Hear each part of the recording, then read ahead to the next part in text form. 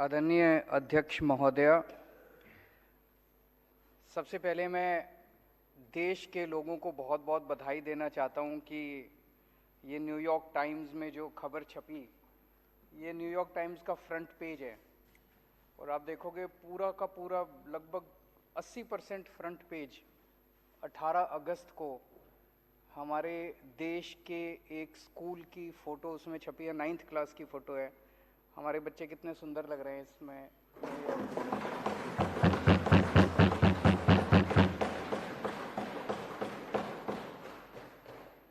और उसके नीचे मनीष सिसोदिया जी की फ़ोटो छपी है, लिखा है मनीष सिसोदिया दिल्ली एजुकेशन मिनिस्टर। ये पूरे देश के लिए गर्व की बात है, 130 करोड़ भारतीयों के लिए गर्व की बात है। सबका सीना चौड़ा हो गया जिस दिन ये खबर छपी थी। मैं समझता हूँ पूरे देश में अगर आप पूछो कि केंद्र सरकार में शिक्षा मंत्री कौन है, मुझे नहीं लगता किसी को भी पता होगा। मैं अगर आप पूछो कि उत्तर प्रदेश का शिक्षा मंत्री कौन है, किसी को नहीं पता होगा। मैं एक वो देख रहा था सोशल मीडिया पे, ये टीवी वाले कई बार बच्चों से पूछते हैं। एक बच्चे से पूछा, बेटा केंद्र का शिक्षा मंत्री कौन है? बोला मनीष सिसोदिया। उससे पूछा उत्तर प्रदेश का शिक्षा मंत्री कौन है? बोला मनीष सिसोदिया। उससे पूछा राजस्थान का शिक्षा मंत्री कौन है? बोला इस देश में एक ही शिक्षा मंत्री है और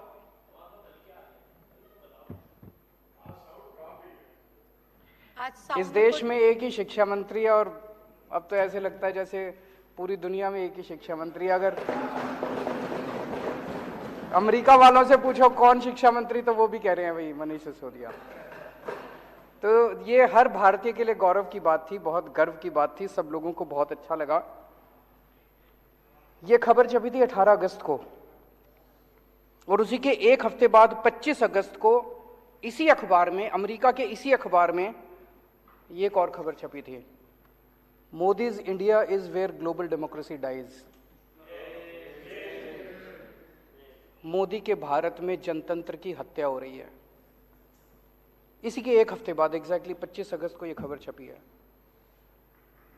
बहुत तकलीफ होती है जब दुनिया के किसी भी कोने में, किसी भी अखबार में अगर देश के खिलाफ कोई खबर छपती है, भारत के खिलाफ कोई खबर छपती है, हर भारतीय के दिल में बहुत पीड़ा होती है।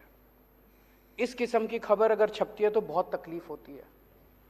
आज देश में दिल्ली सरकार शायद अकेली सरकार है जो ऐसे ऐसे काम कर रहे हैं जिसकी चर्चा पूरी दुनिया में हो रही है। पूरी दुनिया के अंदर आज देश का नाम रोशन कर रहे हैं।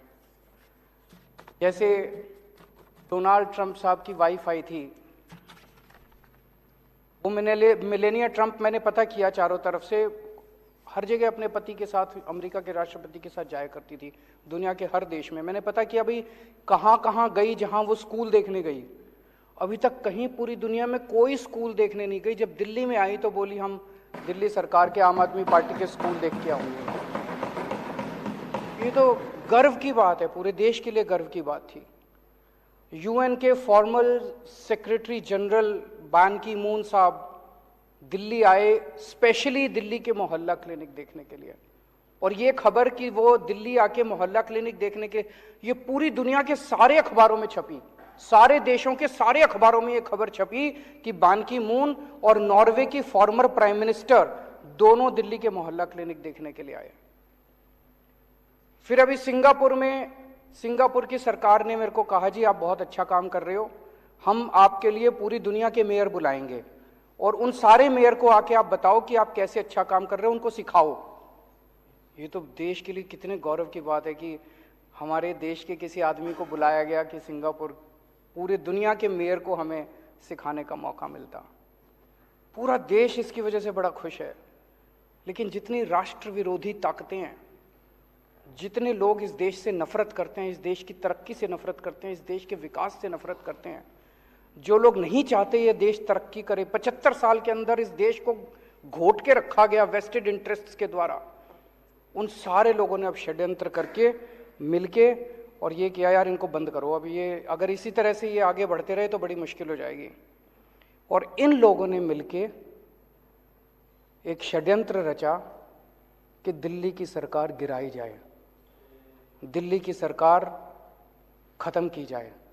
ये दिल्ली की सरकार जब तक खत्म नहीं करेंगे तब तक ये इसी तरह से अच्छा काम करते रहेंगे।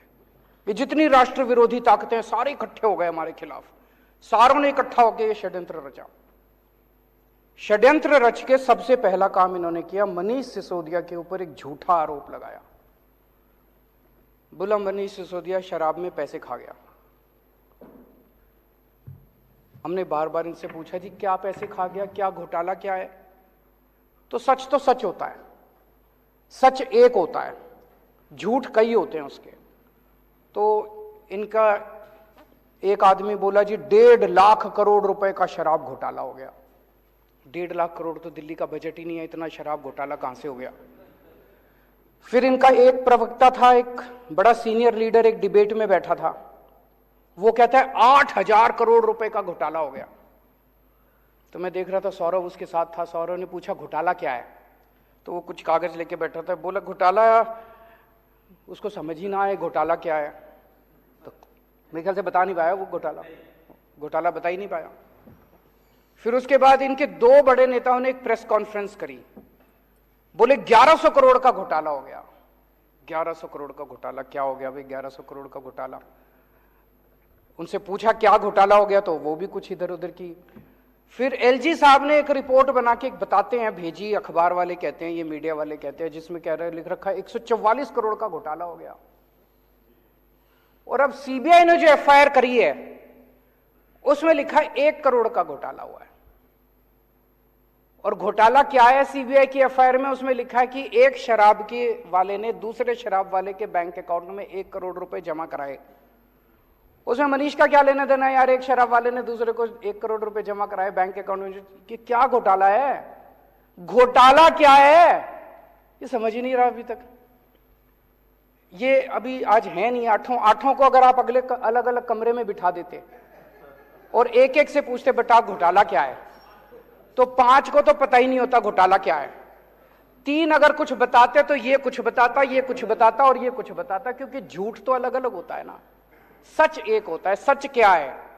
कोई घोटाला नहीं हुआ, सबसे ट्रांसपेरेंट पॉलिसी थी, कोई घोटाला नहीं हुआ। ये सब झूठे आरोप लगा रहे हैं। आरोप लगा के इन्होंने एफआईआर कर दी मनीष सिसोदिया के खिलाफ। अगले दिन रेड करने इनके घर पहुंच गए, 14 घंटे तक रेड करी। कितने कमरे हैं आपके यहां? 4-5 कमरे हैं। 4-5 कमरे में टॉयलेट, 2-3 टॉयलेट हैं, रसोई है।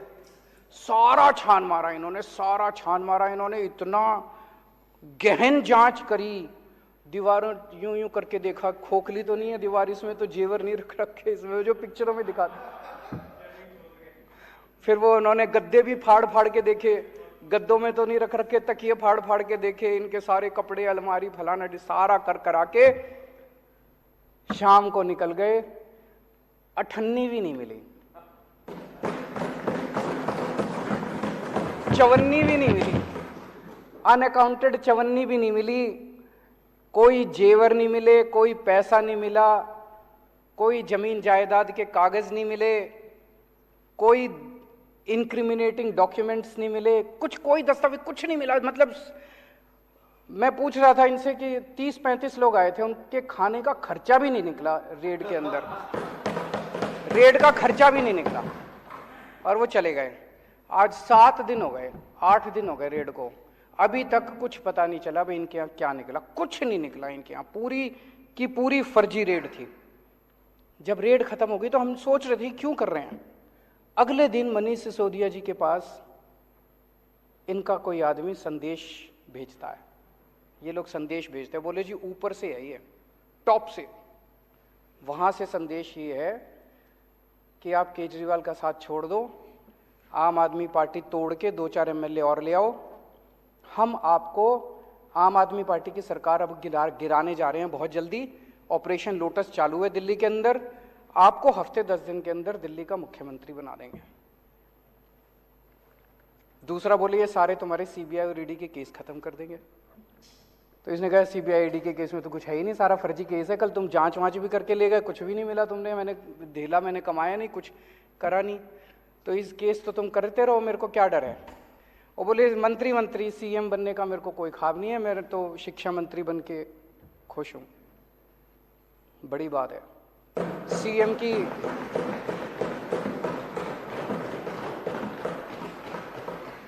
की कुर्सी ठुकराना कोई हंसी खेल थोड़ी है। नहीं तो आदमी तो सीएम की कुर्सी के लिए पता नहीं इतिहास में कितने बड़े बड़े बवंडर हुए हैं, कितने बड़े बड़े, तो सीएम की कुर्सी ठुकरा दी इन्होंने। मैंने पिछले जन्म में कुछ पुण्य किए होंगे जो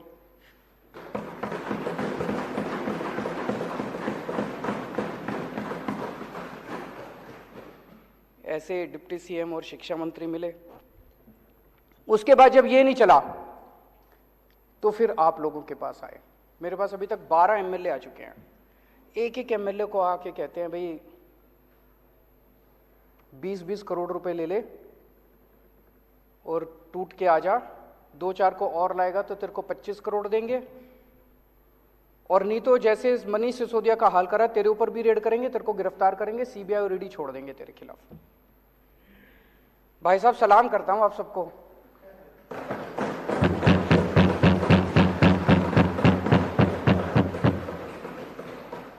कोई नहीं टूटा, एक भी नहीं तोड़ पाई अभी तक। सारे आरोप झूठे हैं इनके। तो जो पता चला उनको एमएलए को, इन्होंने कहा भाई 40 एमएलए हमें चाहिए, 40 एमएलए तोड़ने हैं, 20-20 करोड़ रुपए एक को देंगे। 800 करोड़ रुपए इन्होंने कहीं रख रखे हैं दिल्ली में। ऑपरेशन लोटस दिल्ली इस नाम से चल रहा है, ऑपरेशन लोटस दिल्ली के नाम से इनका पूरा ये ऑपरेशन है। 800 करोड़ रुपए इन्होंने कहीं रख रखे हैं 20-20 करोड़ के हिसाब से। सब ये पूछ रहे हैं कि ये 800 करोड़ रुपए कहाँ हैं, किसके हैं। आज इस सदन में मैं बताऊंगा ये पैसे किसके हैं। आज मैं खुलासा करूंगा ये 800 करोड़ रुपए किसके हैं।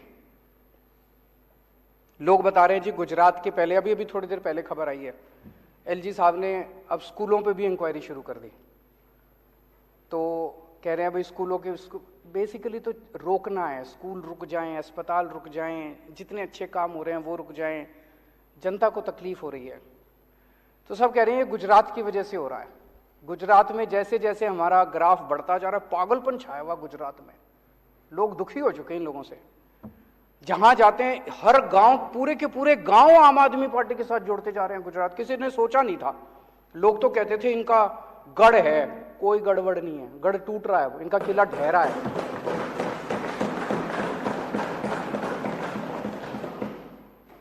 तो लोग तो यही कह रहे हैं जी दिसंबर में सरकार बनने के बाद गुजरात में इनके 27 सालों की आप इंक्वायरी कराओगे, तब तक ये इंक्वायरी करा रहे हैं दिल्ली के अंदर। अगर आज हम गुजरात चुनाव अनाउंस कर देना भाई गुजरात चुनाव हम नहीं लड़ेंगे, ये सारी इंक्वायरी बंद हो जाएगी, सारी ईडी बंद, सीबीआई बंद, सब खत्म। उसी की वजह से हो रहा है ये। कई सरकार गिरा चुके अभी तक ये देश में। गोवा की सरकार गिराई, कर्नाटक की सरकार गिराई, महाराष्ट्र की सरकार गिराई, असम की सरकार गिराई, मध्य प्रदेश की सरकार गिराई, बिहार की सरकार गिराई, अरुणाचल प्रदेश की सरकार गिराई, मणिपुर की सरकार गिराई, मेघालय की सरकार गिराई। शहर में एक सीरियल किलर आया हुआ है जो एक के बाद मर्डर करता जा रहा है, एक के बाद एक मर्डर करता जा रहा है। जनता सरकार चुनती है, ये सरकार गिरा देते हैं। मतलब जनता को तो रौंद रखा है। महाराष्ट्र में जनता ने एक सरकार चुनी, गिरा दी। गोवा में जनता ने एक सरकार चुनी, गिरा दी। जनता के पीछे पड़े हैं और सब जगह पैटर्न एक ही है। अभी जैसे महाराष्ट्र में भी हम लोगों ने देखा, जितने टूट के इधर से उधर गए, बताते हैं सबके पीछे सीबीआई ईडी पड़ी थी। सीबीआई और ईडी उनको बुला रही थी, जैसे वो इधर से उधर गए सीबीआई ईडी के केस बंद। सेम पैटर्न हर जगह यही चल रहा है। पहले ये सीबीआई और ईडी के केस लगाते हैं 4-5 के खिलाफ, तो दूसरे वाले सारे डर के, जिन्होंने गलत काम कर रखे होते हैं, वो सारे डर के फिर उनको मैसेज भेजते हैं भाई तुम्हारा भी यही हाल कर देंगे तुम, तो सारे इनके पास आ जाते हैं, फिर ये तोड़ लेते हैं, फिर ये सरकार गिरा देते हैं। सेम पैटर्न है। वो जो सीरियल किलर का पैटर्न होता है, आपने वेब सीरीज देखी होंगी आजकल काफी आ रही हैं, जैसे सीरियल किलर का पैटर्न होता है ना, वैसे उसी पैटर्न, सेम पैटर्न है। यही पैटर्न इन्होंने दिल्ली में किया कि सीबीआई ईडी भेजी, पहले सत्येंद्र के खिलाफ भेजी, फिर मनीष के खिलाफ भेजी। अब आपको डरा रहे हैं कि तुम्हारा भी यही हाल कर देंगे, सत्येंद्र वाला हाल कर देंगे, तुम्हारा मनीष वाला हाल कर देंगे। डरा के ये दिल्ली में आम आदमी पार्टी को तोड़ना चाहते हैं। लेकिन हमने कुछ गलत कर ही नहीं रखा, तो हम सीबीआई और ईडी से क्यों डरे? हम कहते हैं कर लो, हमें जेल जाने से डर नहीं, सारे इनमें आधे से ज़्यादा तो जेल जा चुके, तो कर लो, जो करना कर लो, हमारे को क्या फर्क पड़ता है। अभी तक 277 एमएलए खरीद चुके हैं ये लोग। 277 एमएलए पिछले कुछ सालों के अंदर ये लोग खरीद चुके हैं। दिल्ली में अभी रेट 20 करोड़ का था, महाराष्ट्र में सुनते थे 50 करोड़ है, दिल्ली वालों को पता नहीं क्यों दिल्ली में कह रहे, पर मान लो 20 भी मान लो, 20 करोड़ के हिसाब से खरीदा तो 277 एमएलए के लिए इन्होंने 5,500 करोड़ रुपए खर्च किए, और दिल्ली के लिए 800 करोड़ रख रहे हैं, तो 6300 करोड़ रुपए 6300 करोड़ रुपए इन्होंने ऑपरेशन लोटस में खर्च किए। ये पैसा कहां से आया? ये पैसा किसका है? 6300 करोड़ रुपए खर्च कर दिए इन लोगों ने एमएलए खरीदने में। ये किसका पैसा है? इसका मैं आज खुलासा करना चाहता हूं। आज देश का हर आदमी महंगाई से बड़ा परेशान है।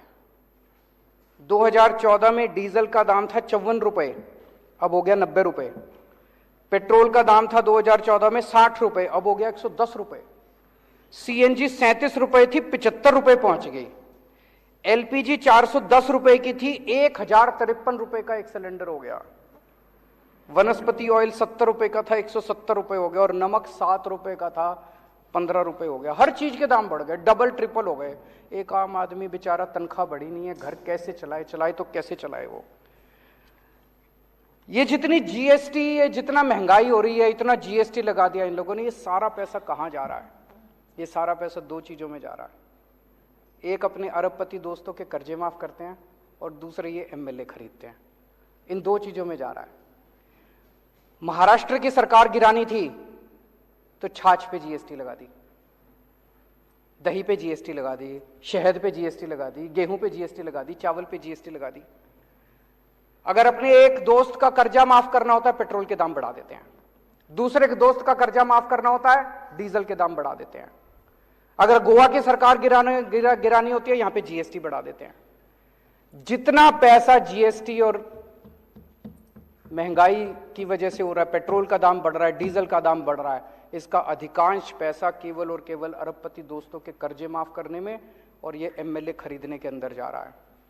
अब ये कह रहे हैं झारखंड की सरकार गिरने वाली है। देख लेना, शर्तिया तौर पे मैं कह रहा हूं, अगले 10 दिन के अंदर कहीं ना कहीं जीएसटी या पेट्रोल या डीजल के दाम ना बढ़ जाए तो बढ़ेंगे, और वो सारा पैसा जो है वो एमएलए खरीदने के लिए जाएगा इनका झारखंड। आज मैं देश की जनता से कहना चाहता हूं, हमारे देश की जनता जरूरत पड़े तो देश के लिए बलिदान करने को तैयार है। आज मैं देश की जनता से पूछना चाहता हूं कि क्या आप इस तरह से इनके अरबपति दोस्तों के लिए इस तरह से पैसा लुटाते रहोगे? क्या आप एमएलए खरीदने के लिए अपने बच्चों के पेट काटते रहोगे? आज अगर हमारी सेना को पैसे की जरूरत पड़े, हमारे देश के लोग एक टाइम की रोटी नहीं खाएंगे, सेना के लिए कुछ भी कर देंगे, लेकिन क्या इनके अरबपति दोस्तों के लिए हम ये करने को तैयार हैं? आज एक तरह से कई लोगों को मैं जानता हूं, कई परिवार ऐसे हैं, पहले 1.5 किलो दूध लिया करते थे दिन का, अब वो कम करके 1 किलो कर दिया जब से ये महंगाई हो रही है, जब से ये जीएसटी लगा है। कई परिवार ऐसे हैं जिन्होंने एक टाइम की सब्जी लेनी बंद कर दी, अब नमक से रोटी खा लेते हैं। तो एक तरह से गरीब का खून चूस के, और वो पैसा ये अरबपति दोस्तों को दे रहे हैं। गरीब का खून चूस के इस देश के अंदर एक आदमी की सत्ता की हवस को पूरा करने के लिए सारा का सारा पैसा इस्तेमाल किया जा रहा है। क्या देश के लोगों को यह मंजूर है? हम भारत को नंबर 1 देश बनाना चाहते हैं। हमारा मकसद है, हमारा सपना है, पूरे देश के लोगों का सपना है कि भारत दुनिया का नंबर 1 देश बनना चाहिए। भारत दुनिया का नंबर 1 देश कैसे बनेगा? जब हर बच्चे को अच्छी शिक्षा मिलेगी। सब बच्चों को पढ़ाना पड़ेगा, स्कूल खोलने पड़ेंगे, अस्पताल बनाने पड़ेंगे, सड़कें बनानी पड़ेंगी, ये सारा काम करना पड़ेगा। लेकिन जितने लोग काम कर रहे हैं इस देश के अंदर, उन सारे लोगों को अगर आप काम नहीं करने दोगे, उनको रोकोगे, उनके पीछे सीबीआई ईडी छोड़ दोगे, तो फिर देश आगे कैसे बढ़ेगा? आपने इनके ये इतनी पीसी करते हैं, आपने देखा होगा कि कोई एक प्रेस कॉन्फ्रेंस इनकी काम से रिलेटेड होती है? सारी पॉलिटिकल गाली गलौज, इसके खिलाफ उसके खिलाफ। और हमारी प्रेस कॉन्फ्रेंस देख लो, 90% हमारी प्रेस कॉन्फ्रेंस जो है काम से रिलेटेड होती है। स्कूल बना दिया जी, अस्पताल बना दीजिए, अब इतने मोहल्ले क्लिनिक खोल दीजिए, अब ये काम कर दीजिए। हम केवल काम के ऊपर करते हैं, ये केवल और केवल शुद्ध राजनीति करते हैं। ये जैसे अभी मैं देख रहा, कुछ कहते हैं कि इनके स्कूल बड़े खराब हैं, चलो हमारे खराब है, तुम अपने दिखा दो, तुम तो दिखाओ। आज वो असम के चीफ मिनिस्टर ने लिखा कि कुछ, मैंने कहा ठीक है जी मैं आ जाता हूं असम में, एक जवाब ही नहीं दे रहा वो। मैंने कहा जी मैं आ जाता हूं, आपसे सीख लेते हैं, मगर आपने कोई अच्छा काम करा है असम के ऊपर, हमारे को तो कोई ईगो नहीं है, हम सीख लेते हैं आपसे, आप हमसे सीखो, हम आपसे सीखेंगे, तभी तो देश तरक्की करेगा। ये कहते हैं हम भ्रष्टाचार के खिलाफ लड़ाई लड़ रहे हैं, जितने भ्रष्टाचारी हैं उनके खिलाफ कर रहे हैं। ये लड़ाई भ्रष्टाचार के खिलाफ नहीं है, ये लड़ाई एक आदमी के स्वार्थ की लड़ाई है, एक आदमी की सत्ता की हवस की लड़ाई है। 15 अगस्त को लाल किले पे खड़े होकर उन्होंने कहा पूरे देश को कि मैं भ्रष्टाचार की लड़ाई लड़ रहा हूं, देशवासियों मुझे आपका साथ चाहिए। साहब अगर आप भ्रष्टाचार की लड़ाई लड़ते तो आपको देशवासियों का साथ मांगने की जरूरत नहीं पड़ती। इसका मतलब आप जानते हैं कि देश आपके साथ नहीं है, आप ये जो नौटंकी कर रहे हो, इसका मतलब देश आपके साथ नहीं है, आपको मांगना पड़ रहा है। दिल्ली में मैंने भ्रष्टाचार की लड़ाई लड़ी, मैंने तो कभी नहीं कहा दिल्लीवासी खुद ही मेरे साथ हो रहे हैं, मैंने तो नहीं कहा दिल्लीवासियों मेरे को आपका साथ चाहिए। अभी कोई कल बता रहा था, एक ऑफिस में बैठा था, सरकारी ऑफिस में दिल्ली में, हमारा कोई वॉलंटियर बोला वहां पे अंदर अफसर काफी लेट कर रहा था, 1 घंटे से बिठा रखा था, तो वो आपस में बात कर रहे थे, 2-4 लोग बैठे थे। कहते इसको पता नहीं है अफसर को, अभी केजरीवाल को मैंने ट्वीट कर दिया ना, इसकी नाक में दम कर देगा। जनता को भरोसा है, हमें साथ मांगने की जरूरत नहीं पड़ रही। पंजाब के अंदर अभी हमने जिस तरह से भ्रष्टाचार के खिलाफ वार छेड़ा हुआ है, भगवंत मान ने तो कभी नहीं कहा मेरे को आपका साथ चाहिए।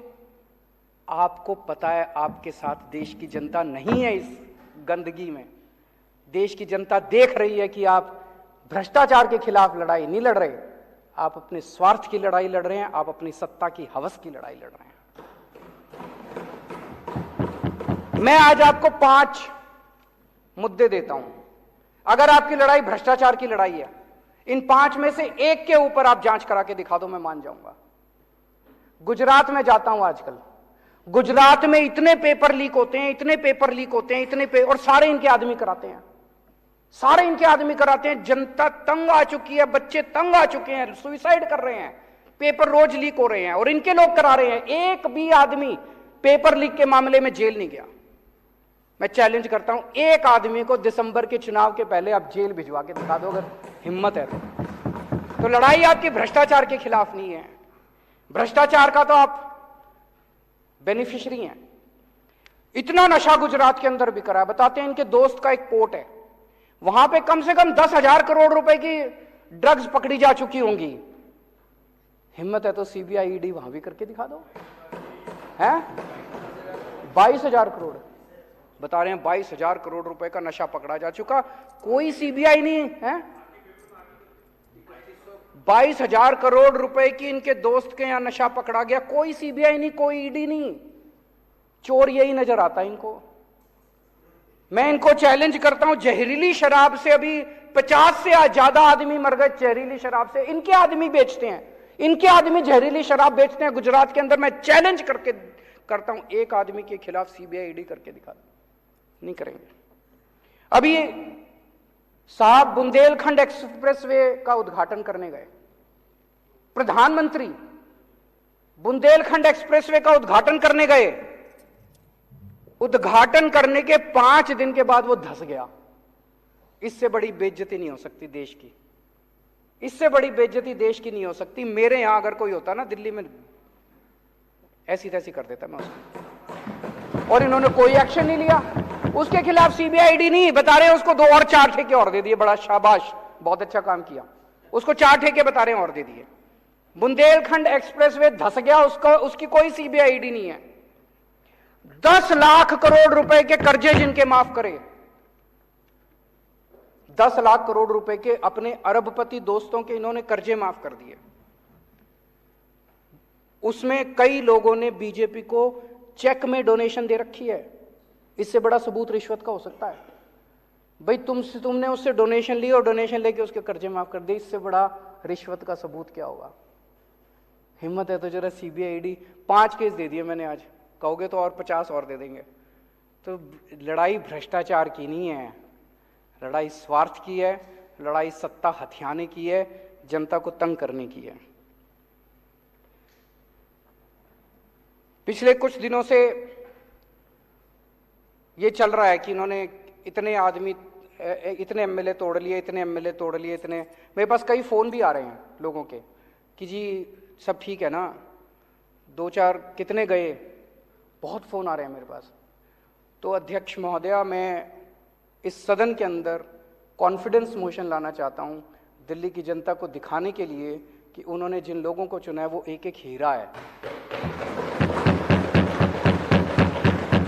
ये मर जाएंगे, कट जाएंगे, लेकिन ये टूटने वाले नहीं है, एक भी आदमी नहीं टूटा। कॉन्फिडेंस मोशन इस सदन के अंदर लाना चाहता हूं ताकि जनता के सामने ये साबित हो जाए कि बीजेपी का ऑपरेशन लोटस दिल्ली में आके ऑपरेशन कीचड़ बन गया। बहुत बहुत शुक्रिया।